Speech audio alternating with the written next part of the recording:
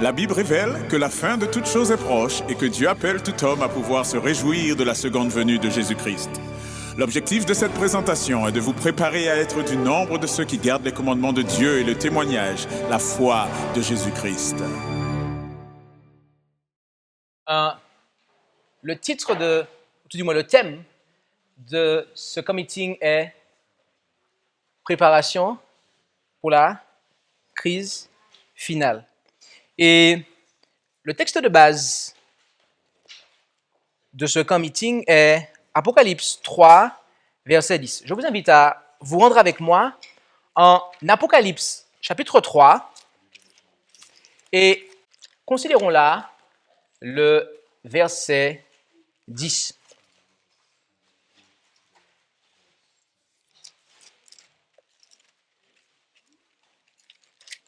Et là, il est dit en Apocalypse 3, verset 10, « Parce que tu as gardé la parole de ma patience, moi-même je te garderai de l'heure de la tentation qui doit venir sur le monde entier pour éprouver les habitants de la terre. » Il y a eu un moment où, dans l'histoire du peuple de Dieu, à l'époque de l'Ancien Testament, des moments de tentation, des moments que nous pourrions qualifier de crise.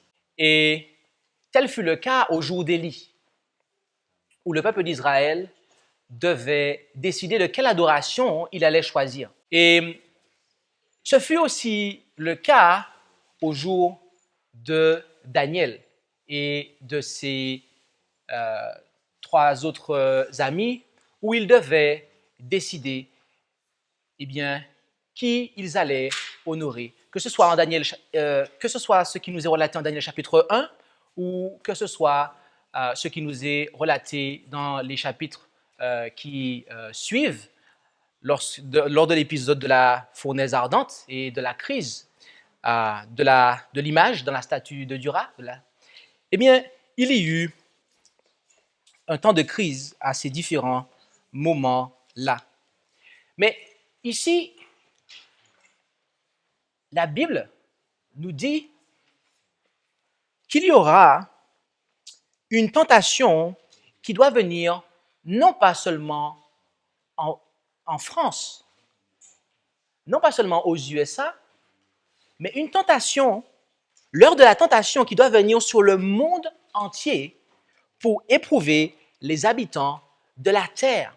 Et j'aimerais que nous puissions considérer un peu le contexte, d'accord, et de cette crise. Rendons-nous en Apocalypse 13, versets 8 à 10. Où allons-nous?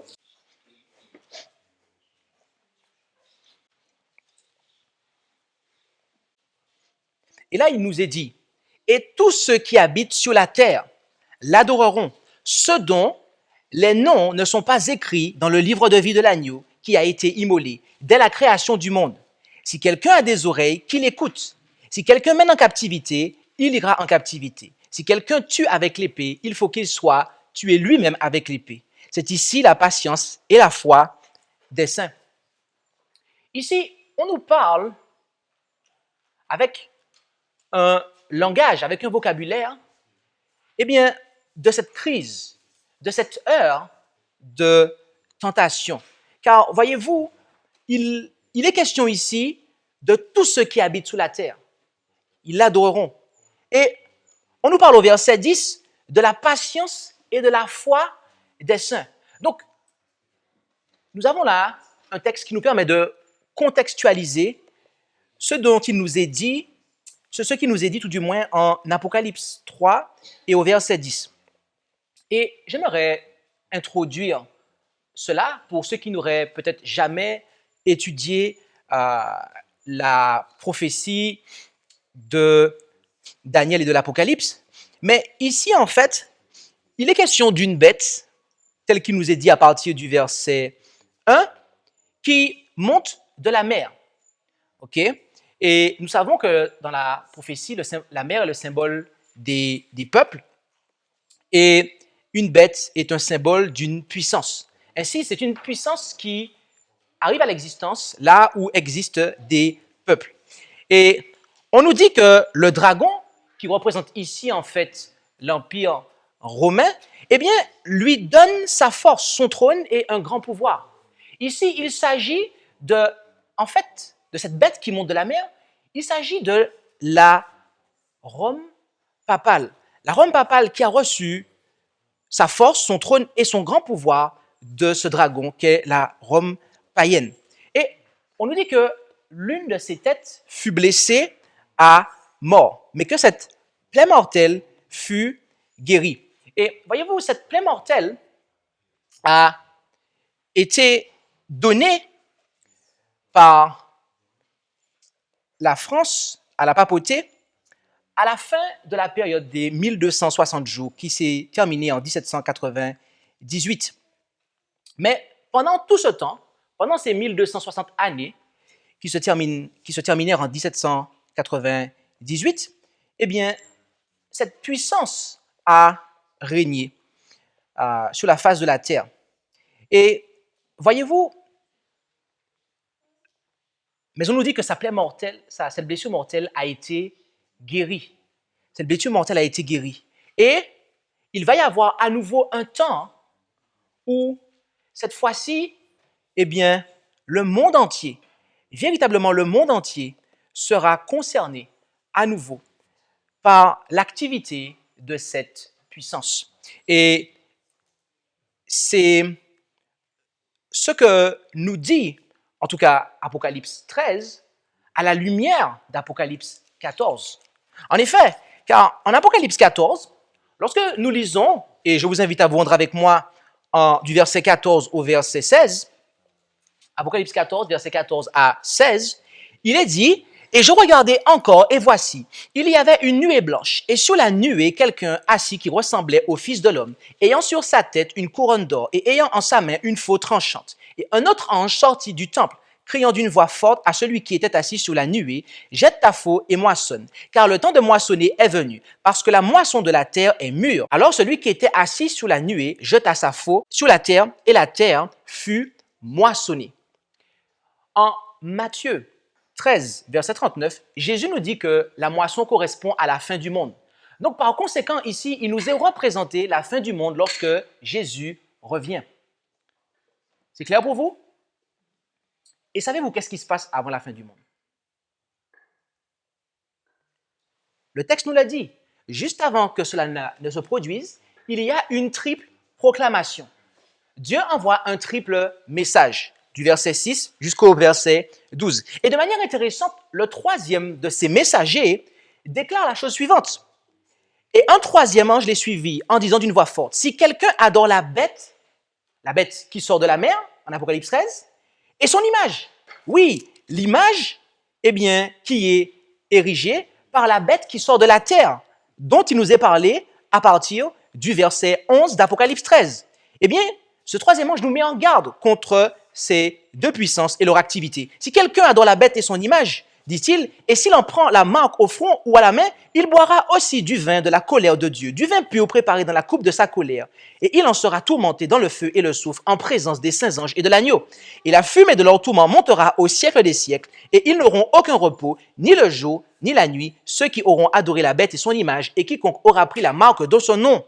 C'est ici la patience des saints, ce sont ici ceux qui gardent les commandements de Dieu et la foi de Jésus. Par conséquent, étant donné que le message du troisième ange nous met en garde contre la bête et son image et contre la réception de sa marque, il s'ensuit que cette crise, cette heure de tentation dont il nous est parlé, est véritablement l'heure de tentation finale en fait. Avant, c'était localisé, mais maintenant, cela va être véritablement mondial en fait. Et personne ne pourra y échapper. Tout du moins, tout le monde devra prendre une position en fait. Et car il est dit, si vous retournez en Apocalypse 13, que cette bête, celle qui monte de la terre cette fois-ci, il lui fut donné d'animer l'image de la bête, afin que l'image de la bête par là Et elle fit mettre à mort tous ceux qui n'adoraient pas l'image de la bête. Et elle faisait que tous, petits et grands, et riches et pauvres, libres et esclaves, prenaient une marque à la main droite ou au front, et que personne ne pouvait acheter ni vendre s'il n'avait la marque sur ou le nom de la bête ou le nombre de son nom. D'accord? Et c'est ici la patience des saints, que celui qui a de l'intelligence compte le nombre de la bête, car c'est le nombre d'un homme et son nombre est 666. Donc, en clair, le dernier message que Dieu envoie pour notre monde met en garde contre l'adoration de la bête et de son image et contre sa marque notamment. Et tel est l'avertissement final qui est donné au monde, mes amis. Avant que la crise finale n'ait lieu. Ce message nous demande de nous préparer de manière à ce que nous puissions, être trouvés fidèles, être trouvés en train de garder les commandements de Dieu et la foi de Jésus lorsque cette crise s'abattra sur tous les habitants de la terre. Et j'aimerais partager avec vous quelques pensées. Car ceux qui désirent être préparés pour cette heure de tentation sont ceux qui gardent les commandements de Dieu et la foi de Jésus, n'est-ce pas? Amen? Amen. Et en Apocalypse 12, verset 17, la Bible nous dit que ces personnes sont ceux qui gardent les commandements de Dieu et le témoignage de Jésus. Et en Apocalypse 19, il nous a dit que le témoignage de Jésus, c'est l'esprit de prophétie. Et j'aimerais que nous puissions considérer quelques pensées de l'esprit de prophétie en ce soir concernant cette crise finale. Et dans Message choisi, volume 2, à la page 421 et 422, il est dit « Frères et sœurs, je vous en supplie, en tant qu'adventistes du 7e jour, montrez-vous dignes de porter ce nom, tout du moins. Il existe un danger, celui de s'éloigner de l'esprit du message, dit-elle. » Donc, c'est quoi le danger? De s'éloigner de l'esprit du message. OK? Elle continue en disant, le peuple de Dieu ne doit pas se laisser guider par les opinions ou les pratiques du monde. Écoutez ce que le Sauveur a dit à ses disciples. Je prierai le Père et il vous donnera un autre consolateur, afin qu'il demeure éternellement avec vous. L'esprit de vérité que le monde ne peut recevoir, parce qu'il ne le voit point et ne le connaît point. Mais vous le connaissez, car il demeure avec vous et il sera en vous. Jean 14, 16 et 17. Voyez quel amour le Père nous a témoigné pour que nous soyons appelés enfants de Dieu. Et nous le sommes. Si le monde ne nous connaît point, c'est qu'il ne l'a pas connu. 1 Jean 3, 1. La parole de Dieu déclare clairement que le monde va tourner en dérision et fouler aux pieds la loi divine et que l'iniquité prendra d'immenses proportions. Le monde protestant de profession s'alliera à l'homme de péché. L'Église et le monde s'accorderont dans la même corruption. Voici que la grande crise survient dans le monde. Les Écritures enseignent que la papauté va regagner sa suprématie et que les feux de la persécution seront rallumés à la suite de compromis consentis par un monde prétendu protestant. En ce temps périlleux, nous ne pouvons résister que si nous possédons la vérité et la puissance de Dieu. Qu'a-t-elle dit ici? Elle a dit qu'en ce temps périlleux, nous ne pouvons résister que si quoi? Que si nous possédons la vérité et la puissance de Dieu. Seuls peuvent connaître la vérité ceux qui sont devenus participants de la nature divine. Il nous faut lire et sonder les Écritures avec la sagesse d'en haut. Si nous nous approchons de la parole de Dieu avec humilité, il dressera pour nous un étendard en face des impies. il est difficile de retenir fermement jusqu'à la fin l'assurance que nous avions au commencement. La difficulté s'accroît quand des influences cachées s'efforcent constamment d'amener un autre esprit. Est-ce que vous vous rappelez ce qu'elle a dit au départ? Que c'était, elle avait dit, il existe un danger, celui de s'éloigner de l'esprit du message. OK. Et là, elle dit que la difficulté s'accroît quand des influences cachées s'efforcent constamment d'amener un autre esprit. OK? Un élément qui s'oppose et se range aux côtés de Satan. Et quand nous lisons cela, gardez en tête qu'elle parle ici, elle s'adresse aux adventistes du 7e jour. OK. En l'absence de persécution, certains se sont infiltrés dans nos rangs qui font l'effet d'être des chrétiens authentiques et solides, mais qui ne manqueraient pas de nous quitter si la persécution venait à sévir. En temps de crise, ils se laisseraient vaincre par des arguments spécieux dont ils ont subi l'influence. Satan a préparé des pièges différents pour des esprits différents. Quand la loi de Dieu sera annulée, tout du moins, l'Église sera passée au crible par de terribles épreuves. Et un plus grand nombre que nous ne pouvons supposer actuellement prêteront l'oreille à des esprits séducteurs et à des doctrines de démons.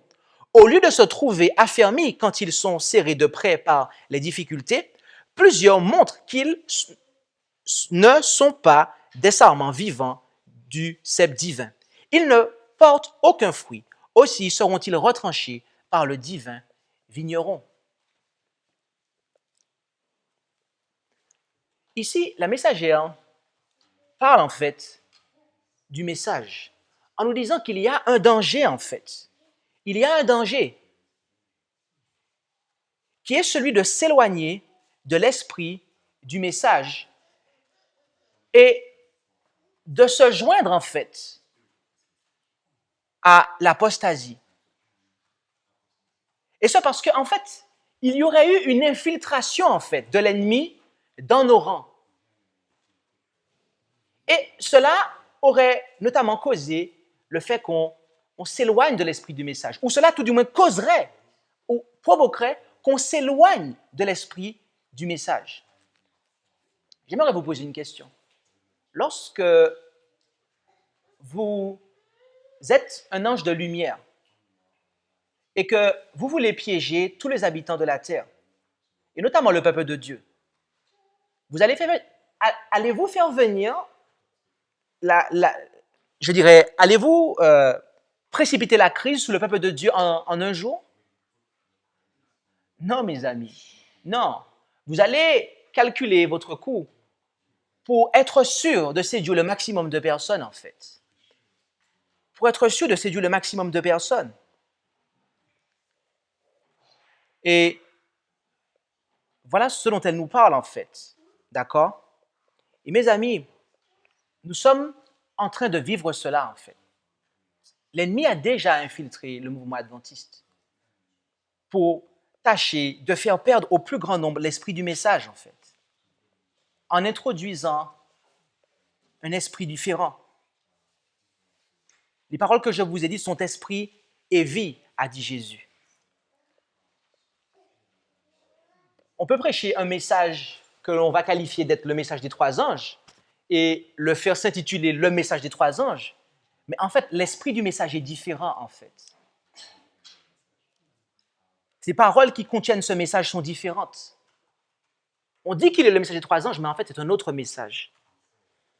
Et n'est-ce pas ce que nous avons expérimenté? N'est-ce pas ce que nous sommes en train d'expérimenter, ou tout du moins ce que le mouvement adventiste est en train d'expérimenter depuis quelques années, lorsque nous avons renié la doctrine de l'expiation finale? Lorsque l'ennemi a réussi à faire rentrer l'enseignement de la Trinité dans le mouvement adventiste, et que nous avons aussi, de manière officielle, ou tout du moins que l'organisation officielle a cessé de dire au monde que la bête était la papauté, et que l'homme de péché aussi, c'était la papauté. L'esprit du message, mes amis, manifestement, tend à se perdre pour la majorité. Et c'est pour cela que nous devons faire vraiment attention. Car Apocalypse 3, verset 10 nous met aussi en garde contre l'œcuménisme. Vous avez certainement, pour la plupart d'entre vous, suivi la présentation que j'avais eu l'occasion de donner, laquelle était intitulée « Œcuménisme forcé, la vérité devient une option ». Et cette présentation, en somme, présentait que la déclaration que le pape François avait à réaliser au début de l'année en disant que l'œcuménisme, en fait, ne peut pas être une option. Et dans cette déclaration, en fait, le pape a fait comprendre que, eh bien, pour cela, il faut mettre de côté, en fait, la vérité et se baser sur la tradition. Et mes amis, à ce moment-là, nous avons décortiqué Apocalypse 3, 10, ou tout du moins un certain mot d'Apocalypse 3, 10, lequel est le mot « monde » en fait, d'accord? Et nous avons vu que le terme qui est traduit par « monde » vient de « wakumene », d'accord? Wakumene.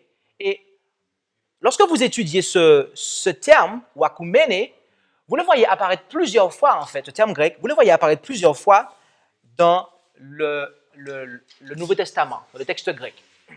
Et ce terme wakumene, il est à l'origine d'œcuménisme, en fait. D'accord? Il est à l'origine d'œcuménisme. Et toutes les fois où ce mot est employé, en fait, dans la Bible, il n'a, en fait, et très précisément dans les textes eschatologiques, c'est-à-dire les textes qui ont trait à la fin des temps, eh bien, il n'a jamais une connotation positive, en fait. Il n'a jamais une connotation positive. D'accord? Et lorsque vous lisez en Matthieu, alors je n'ai pas le verset en tête, mais Jésus dit que le seul rapport que nous devons avoir avec l'œcuménisme, c'est de l'évangéliser. Tout du moins, wakumene, le monde, c'est de l'évangéliser, en fait. Nous devons prêcher l'évangile au monde, à toute nation, très précisément. Et donc, par voie de conséquent, nous comprenons que si nous entrons dans l'œcuménisme d'une quelconque manière que ce soit, et ce parce que nous aurons perdu l'esprit du message, eh bien, quand l'heure de la tentation s'abattra sur nous, mes amis, qu'est-ce qui va se passer? Nous allons prendre la marque de la bête et de son image, en fait. Nous n'allons pas passer le test. Nous n'allons pas passer le test. Parce que l'œcuménisme suivra la bête et son image. C'est pour cela que nous devons prendre une position, voyez-vous. Il nous faut prendre une position très claire vis-à-vis du mouvement œcuménique. Et il a été présenté de manière claire durant les mois précédents. Et nous avons même eu un séminaire au Canada qui avait pour thème l'adventisme face à l'œcuménisme, où, eh bien, nous avons vu que véritablement, le mouvement adventiste est plus que menacé, en fait, par l'œcuménisme. L'organisation officielle est véritablement œcuménique, bien qu'en, de manière officielle, elle prétend ne pas l'être, mais officieusement, en fait, les preuves sont là pour montrer que ce n'est pas le cas, mes amis, qu'elle est bel et bien dans l'œcuménisme. Par voie de conséquent, nous avons à faire attention aux esprits qui se présentent et qui prêchent en apparence le message des trois anges. Aux esprits qui, sous le couvert d'adventistes du 7e jour, en fait, éloignent de la véritable foi adventiste. Et le peuple qui se démarque de manière à garder la véritable foi, le peuple qui, alors que cette crise a lieu et que cette crise s'étend en fait, ce peuple qui garde les commandements de Dieu et la foi de Jésus, il doit prêter attention à un certain nombre de choses, notamment quant à son organisation. Car la Messagère nous dit en Selected Messages, volume 3, à la page 26, paragraphes 2 et 3, « Alors que nous approchons de la crise finale, au lieu de penser que le besoin d'ordre et d'harmonie d'action est moindre, nous devrions être plus systématiques que nous l'avons été jusqu'ici.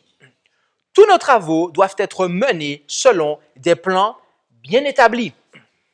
Je reçois la lumière du Seigneur selon laquelle il devrait y avoir une administration sage en ce moment plus qu'à aucune autre période de notre histoire. Que dit-elle ici? Que alors que nous approchons de la crise finale, au lieu de penser que le besoin d'ordre et d'harmonie d'action est moindre, nous devrions être plus systématiques que nous l'avons été jusqu'ici. Ça veut dire que, au fur et à mesure, mes amis, que nous approchons de cette crise, l'ordre et l'harmonie parmi le peuple de Dieu est quelque chose qui doit être plus systématique que cela ne l'a été en fait. Et est-ce que vous savez pourquoi elle dit ça? Est-ce que vous savez pourquoi elle dit ça en fait? C'est parce que en événement des derniers jours, à la page 42, paragraphe 1, elle dit que certains ont avancé que, tandis que nous approchons de la fin des temps, chaque enfant de Dieu agira indépendamment de toute organisation religieuse. Mais le Seigneur m'a montré que dans cette œuvre, nul ne doit rester indépendant. Voilà pourquoi elle déclara cela en fait. C'est parce que, à mesure que l'on va avancer et que l'on va se rapprocher de la fin des temps, eh bien, certains vont croire qu'ils doivent être indépendants. Et voyez-vous, c'est ce qui se passe en fait. Lorsque la lumière se fait, lorsque le voile est ôté, lorsque les Juifs modernes, eh bien, Dieu arrive à leur enlever le voile, bien souvent, il y a cette pensée en fait, que oui, nous avons été trompés, nous avons été déçus et par l'organisation, par le système. Et de ce fait, on n'a plus besoin d'organisation en fait. Dieu va se servir de moi, il va se servir de nous. Et on fera ce qu'on voudra en fait. Mais voyez-vous, le message du Seigneur a dit que non en fait. Christ, par son témoignage, a déclaré que non. Tel n'est pas le plan en fait. Tel n'est pas le plan. Et là-dessus, certains pourraient dire, oui, mais ce genre de texte-là, en fait, conforte l'idée de rester dans la conférence, en fait. OK? Conforte l'idée de rester associé, en fait, à l'adventisme officiel. D'accord? Mais voyez-vous, l'Église, est-ce que nous nous rappelons de la définition de l'Église? L'Église, c'est la colonne et l'appui de la vérité, mes amis. Et Madame White dit, dans Levez vos yeux en haut, que l'Église, ce n'est pas la grande cathédrale, ni l'institution nationale, ni les différentes dénominations, mais c'est le peuple qui aime Dieu et qui garde ses commandements. C'est le peuple qui aime Dieu et qui garde ses commandements. Voyez-vous, Jésus a dit une chose. Il a dit que le sabbat a été fait pour l'homme et non l'homme pour le sabbat. Et c'est la même chose pour, l'organisation. L'organisation a été faite pour l'Église et non l'Église pour l'organisation. Mais aujourd'hui, lorsque nous regardons la façon dont cela est dans l'adventisme officiel, lorsque les gens parlent d'Église, ils font en fait allusion à l'organisation en fait. Ils font allusion à l'organisation.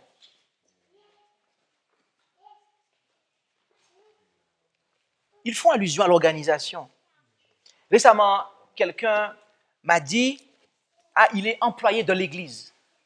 Et quand il m'a dit ça, en fait, il voulait faire comprendre, en fait, par l'organisation, en fait. Mes amis, l'organisation n'est pas l'Église. Et l'Église n'est pas l'organisation. Il s'agit là de deux choses, en fait.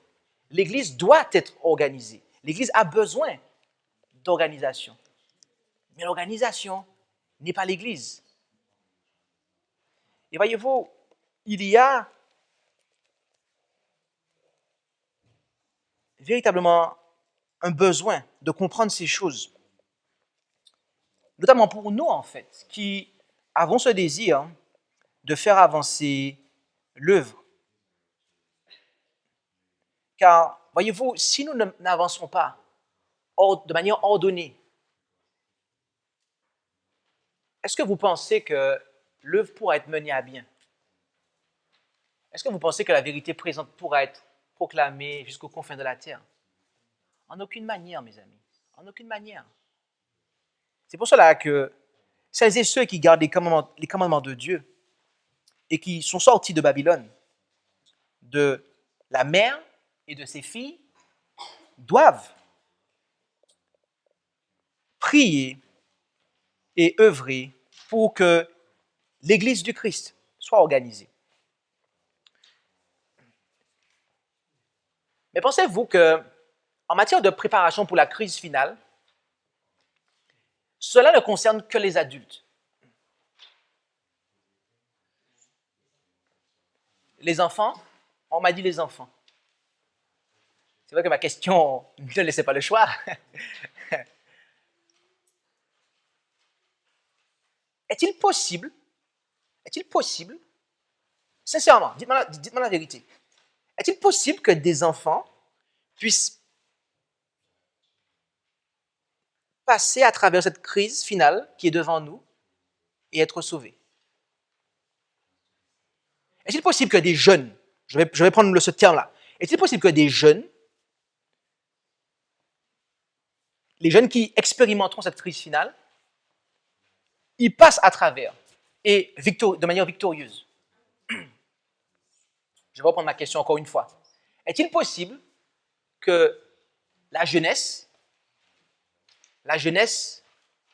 du peuple qui garde les commandements de Dieu et la foi de Jésus, eh bien, puisse être victorieuse à l'issue de cette crise finale?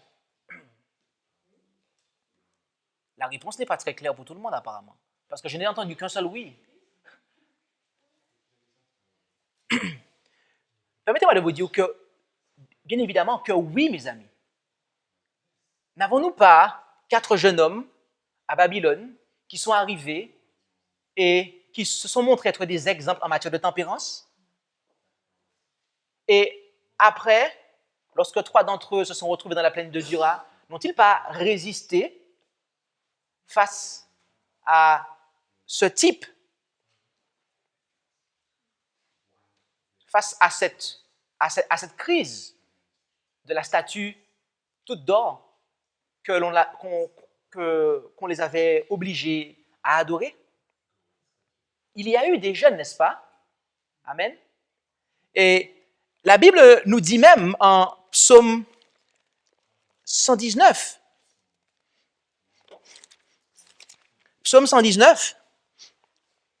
versets 9 à 11,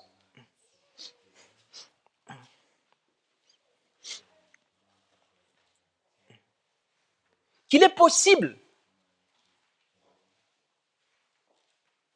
pour un jeune d'être purifié. Là, il est dit, comment le jeune homme rendra-t-il pure sa voix? C'est en y prenant garde selon ta parole. Je te cherche de tout mon cœur. Ne me laisse pas égarer loin de tes commandements. J'ai serré ta parole dans mon cœur afin de ne pas pécher contre toi. L'homme de péché, mes amis, le pape, par le biais de son image, d'accord, la papauté, par le biais de son image, okay, ce protestantisme apostat, eh bien, va conduire le monde, en fait, dans la transgression. Il va conduire le monde, en fait, à transgresser sa loi, et de manière particulière, en étant infidèle dans l'observation du 4e commandement, lequel contient le sceau de Dieu, d'accord? Car nous avons les 3 caractéristiques du sceau dans ce commandement. Et par voie de conséquent, en fait, l'observation du dimanche est la marque de la bête, puisque c'est la marque de son autorité, nous dit l'Église catholique. Donc, elle le confirme. Elle confirme la déduction que nous faisons à partir de la Bible, en fait, et et de ce que la prophétie de Daniel 7, Daniel 7, 25 nous dit, il pensera à changer les temps et la loi. Donc cette petite corne qui est en fait un symbole de la papauté. Et donc, par de conséquent, le texte nous dit qu'il est possible pour la jeunesse, pour un jeune, d'être purifié. Mais il nous faut bien comprendre quelque chose. Cela ne sera possible que pour ceux qui auront une préparation dans la purification, mes amis. Cela ne sera possible que pour les jeunes qui auront reçu une éducation bien précise. Et j'aimerais que nous puissions considérer dans Conseil aux éducateurs, aux parents et aux étudiants, à la page 47 et 48. La crise finale de l'histoire du monde s'approche à grands pas. Et il est crucial de comprendre que les bienfaits éducationnels de nos écoles doivent être différents de ceux qu'offrent les écoles du monde. Nous n'avons pas d'avantage à imiter leur programme. L'instruction donnée dans les écoles adventistes du 7e jour doit conduire à la pratique d'une authentique humilité. La simplicité de la vraie sainteté doit apparaître dans le discours, le vêtement, le régime alimentaire et l'influence exercée. Nos éducateurs doivent comprendre quelle est l'œuvre à réaliser en ces derniers jours. L'éducation donnée dans nos écoles, dans nos églises, dans nos sanatoriums doit en faire clairement part. Il sera clairement précisé que les étudiants de tous les niveaux doivent éliminer de leur vie les pratiques mondaines en contradiction avec les enseignements de la parole de Dieu pour les remplacer par des actes portant la marque du divin. Notre œuvre éducative doit s'imprégner du ciel, révélant de la sorte combien l'instruction divine surpasse les enseignements du monde. Une transformation aussi radicale paraîtra peut-être impossible à certains. Mais dans ce cas, pourquoi se donner le mal de dispenser une quelconque éducation chrétienne? Connaissant la signification d'une éducation digne de ce nom, nous rechercherons sans cesse la pureté du caractère. Dans toutes nos rencontres ensemble, nous nous garderons d'oublier que nous nous préparons à vivre dans un autre monde. Les principes célestes seront appris et pratiqués. La supériorité de la vie future par rapport à la vie présente sera imprimée dans l'esprit de chacun. Les éducateurs qui n'auront pas à cœur d'introduire ces notions dans leur œuvre éducative échoueront dans la participation pour la formation de caractère agréé de Dieu. Alors, certains d'entre vous peut-être me dire ici, oui, mais ça c'est l'œuvre des écoles adventistes en fait. Moi qui suis parent, si je comprends bien cette déclaration, du moment que je mets mon enfant dans une école adventiste, c'est l'école adventiste qui va s'occuper de ça en fait. Mais il faut savoir une chose, c'est que Madame White a parlé, elle a dit à tous les niveaux, d'accord? Et j'ai eu l'occasion de présenter un message intitulé « Sortez du milieu de Babylone » lors du meeting que nous avons tenu sous l'île de la Réunion en décembre de l'année dernière, décembre 2018.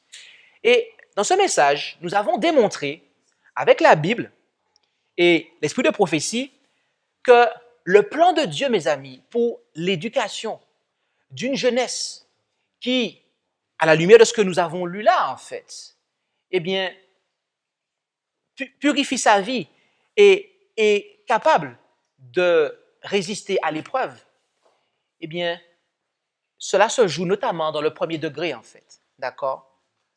C'est-à-dire, l'enseignement du premier degré, c'est de garder nos enfants à la maison et de les instruire et de les préserver des influences corruptrices du monde. Vous avez bien entendu. Et je vais le redire de manière autrement, pour ceux qui n'ont jamais été habitués avec ce concept, cette vérité. Dieu nous demande, mes amis, dans sa parole et dans son témoignage, dans le témoignage de Jésus, dans l'esprit de prophétie, de garder nos enfants chez nous durant les 10 aux 12 premières années de leur vie pour les instruire afin de les préserver des influences corruptrices de ce monde. Et une fois que cela est fait, nous pouvons ensuite les placer dans un enseignement de second degré, c'est-à-dire où c'est un autre éducateur que les parents qui fait cette éducation. Et voilà pourquoi, mes amis, vous avez des gens comme Joseph, vous avez des gens comme Moïse, vous avez des gens comme nos 4 Hébreux, des gens comme Jean-Baptiste et Jésus lui-même, qui ont été des hommes qui, dans leur vie, lorsqu'il y a eu un moment de crise, ils sont restés fidèles. C'est parce que, dès leur jeune âge, ils ont été instruits à la fidélité. Je ne suis pas en train de dire ici que ceux qui d'entre nous n'ont pas fait l'école à la maison durant les premières années de leur vie, les adultes qui d'entre nous n'ont pas fait l'école à la maison durant les premières années de leur vie, ne seront pas sauvés. Ce n'est pas ce que je suis en train de dire là, en fait. Mais rappelez-vous de mon propos. C'est qu'au départ, je parlais de la jeunesse qui vivra lorsque ce temps de crise s'abattra pleinement sur nous. Parce que figurez-vous qu'il y aura des jeunes, mes amis. Il y aura des jeunes. Il y aura des jeunes qui seront vivants, en fait. Des enfants qui seront vivants à ce moment-là.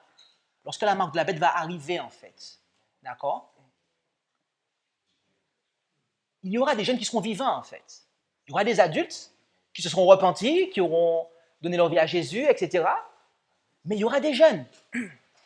Et ces jeunes-là, pour passer le test, pour vaincre l'heure de la tentation, en fait, sortir victorieux de l'heure de la tentation, il faut que, eh bien, dès leur plus jeune âge, ils reçoivent cette éducation que Dieu a pour eux.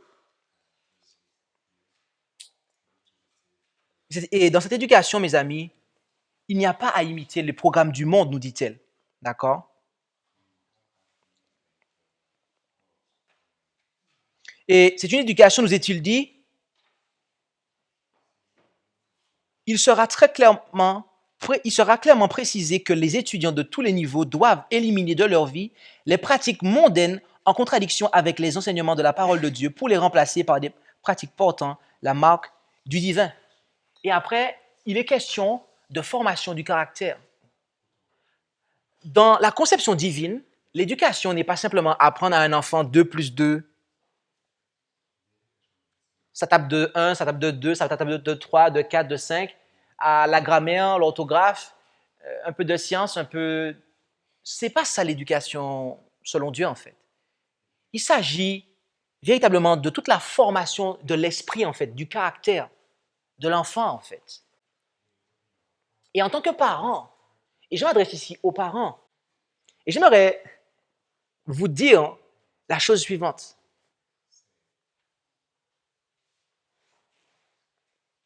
Il y a, ou je vais le formuler ainsi, en fait. Je vais le formuler ainsi.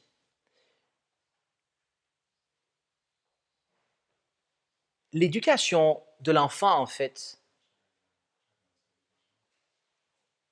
va déterminer le salut de l'enfant. Vous avez compris ça? L'éducation qu'un enfant reçoit va déterminer ce que son salut sera, en fait.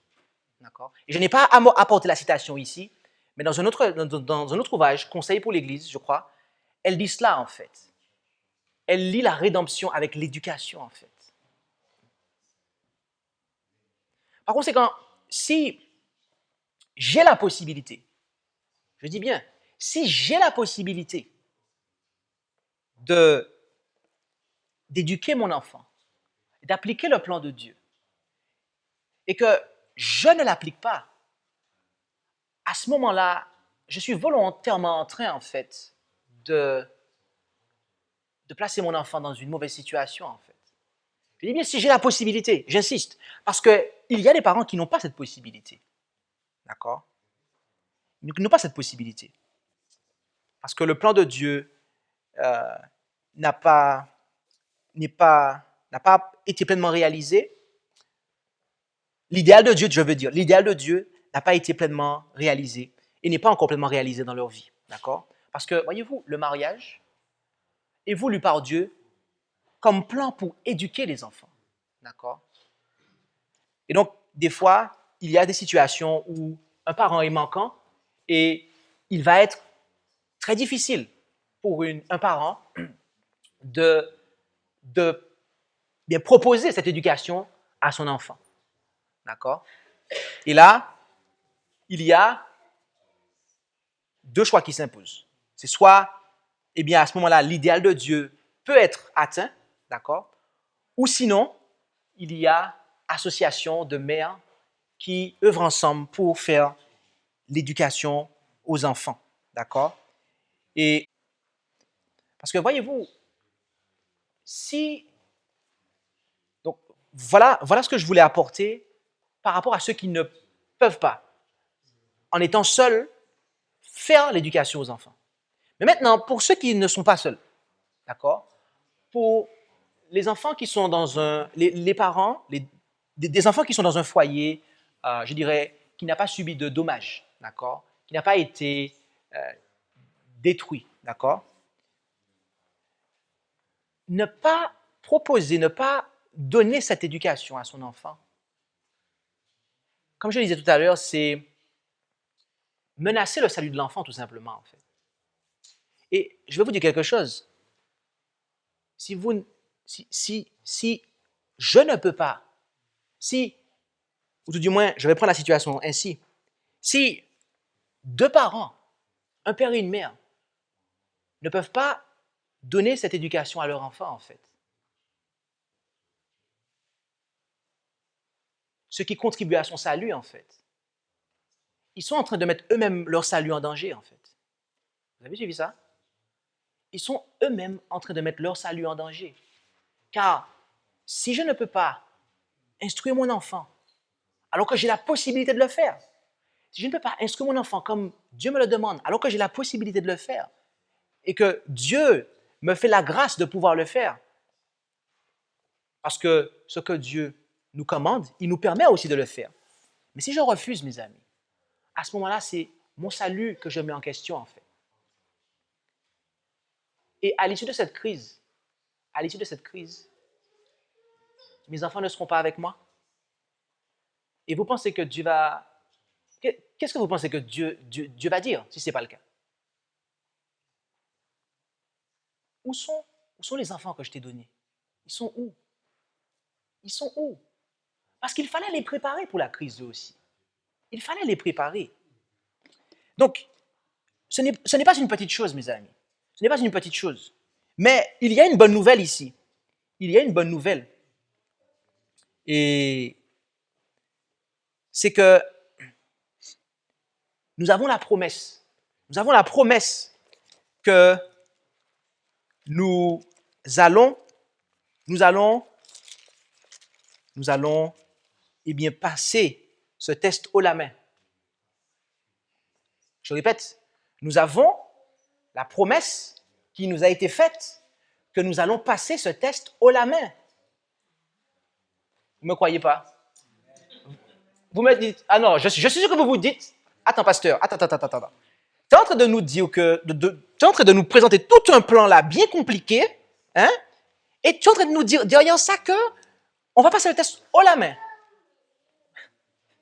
C'est pas moi qui le dis. Apocalypse 3, verset 10, reprenons le texte de base. Il est dit, parce que tu as gardé la parole de ma patience, moi-même je te garderai de l'heure de la tentation qui doit venir sur le monde entier pour éprouver les habitants de la terre. Mes amis, est-ce que c'est vous qui allez vous garder vous-même?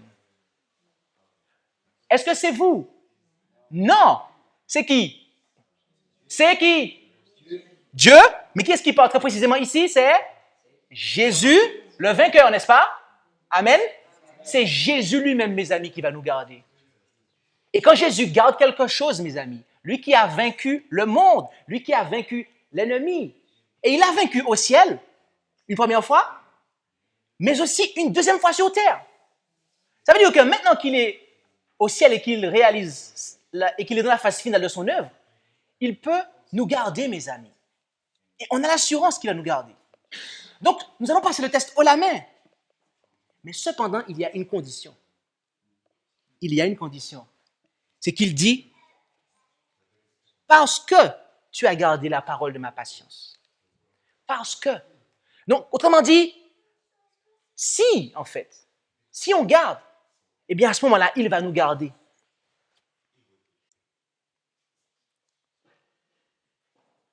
Et Apocalypse 14, verset 12 nous dit, c'est ici la patience des saints. Ce sont ici ceux qui gardent les commandements de Dieu et la foi de Jésus. Donc, mes amis, si nous sommes fidèles à Dieu, dans l'observation de ses commandements et de la foi de Jésus, eh bien, Christ va nous garder. Christ va nous garder. Mais est-ce que vous savez comment être fidèle? Ou est-ce que vous savez quelle doit être la régularité de cette fidélité, en fait? Parce que nous devons être trouvés fidèles lorsque nous allons arriver, en fait, lorsque cette crise va se prendre sur nous. J'aimerais vous donner un texte. Luc 16, verset 10. Luc 16, verset 10.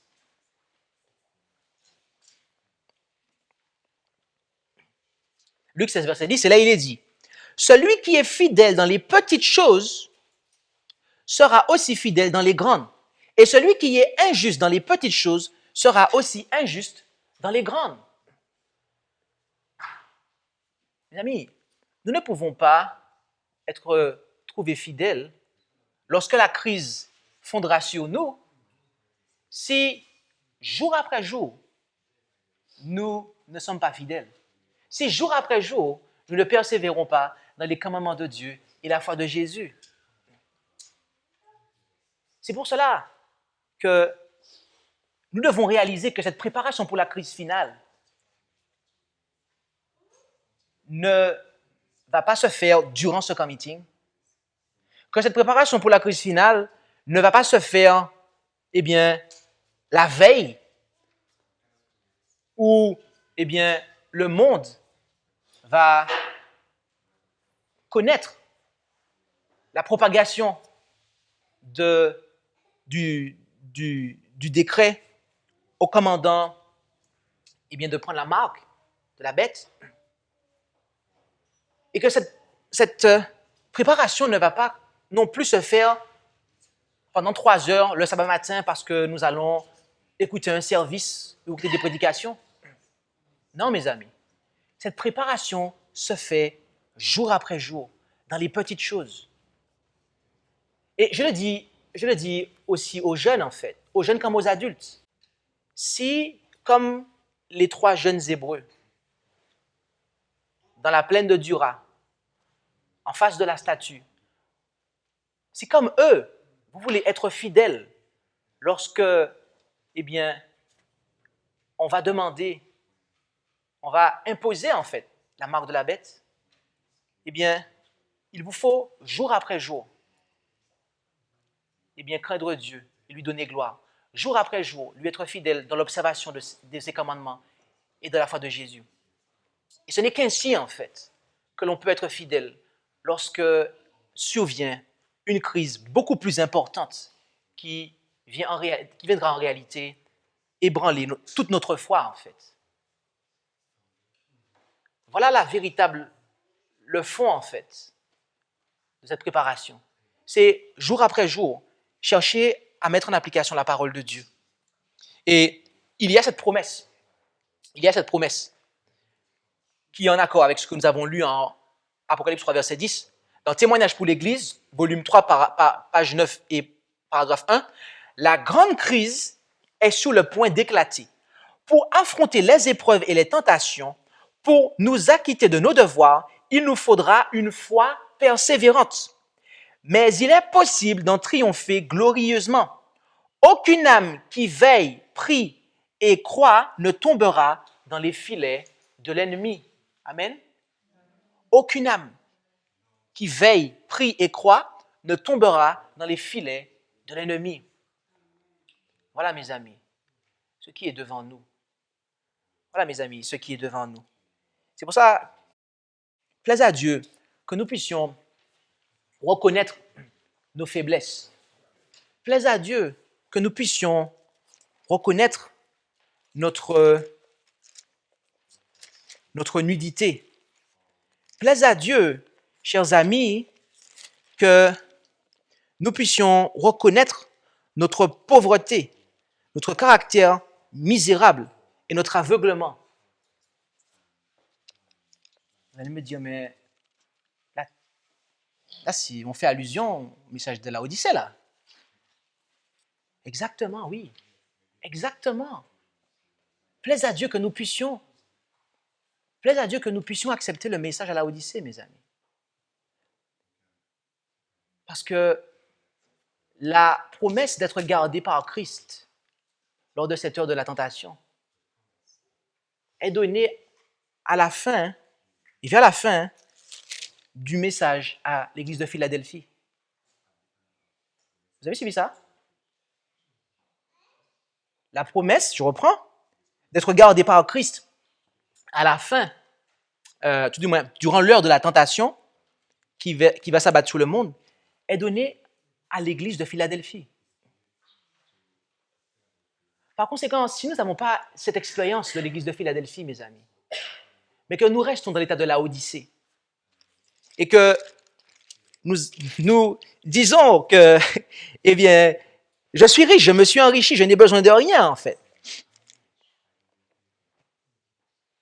Et qu'on ne reconnaît pas qu'on est malheureux, misérable, pauvre, aveugle et nu, on ne pourra pas passer le test final, mes amis. On ne pourra pas passer le test final. C'est pour cela, bien-aimés, que nous devons rechercher le Seigneur.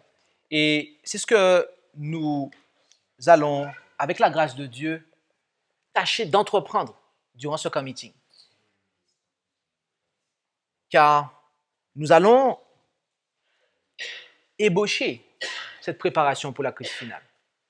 Nous allons présenter en quoi cela consiste, de manière sommaire, de manière simple. Pourquoi je dis cela? Je ne pense pas qu'on va être superficiel dans nos présentations, non. Mais présenter un sujet, c'est quelque chose, mais le mettre en application, c'en est une autre. Vous suivez ça? C'est pour cela que vous pouvez avoir la notice. Vous pouvez avoir la notice de comment monter un meuble, mais si vous ne vous mettez pas en action, vous ne pourrez jamais monter ce meuble. Et c'est la même chose, mes amis. Vous pouvez savoir comment être préparé pour la crise finale, mais ne pas être préparé pour la crise finale, parce que vous ne vivrez pas l'expérience de préparation. Je dis vous, et je m'inclus dedans, nous. Donc, plaise à Dieu que nous puissions réaliser ces choses. Et plaise à Dieu que nous puissions garder la parole de la patience de Jésus. Persévérer fidèlement dans l'observation des commandements de Dieu dans la foi de Jésus. Moi et ma maison, nous servirons l'Éternel, a dit Josué. Moi et ma maison, nous servirons l'Éternel. Donc, parce que nous aurons à rendre des comptes, mes amis. Nous aurons à rendre des comptes. Donc, plaise à Dieu que nous puissions réaliser que nous avons, nous et notre maison, à garder la parole de la patience de Jésus, à persévérer fidèlement jour après jour dans l'observation des commandements de Dieu et de la foi de Jésus, afin que Christ puisse nous garder lorsque l'heure de la tentation viendra sur les habitants de la terre. Amen.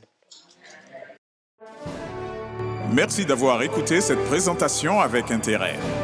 Pour plus d'informations, consultez notre site internet lereste.org et suivez-nous sur Facebook ainsi que sur YouTube à @lereste. Vous pouvez aussi nous contacter par email à info@lereste.org ou par téléphone au +33 6 12 60 13 69.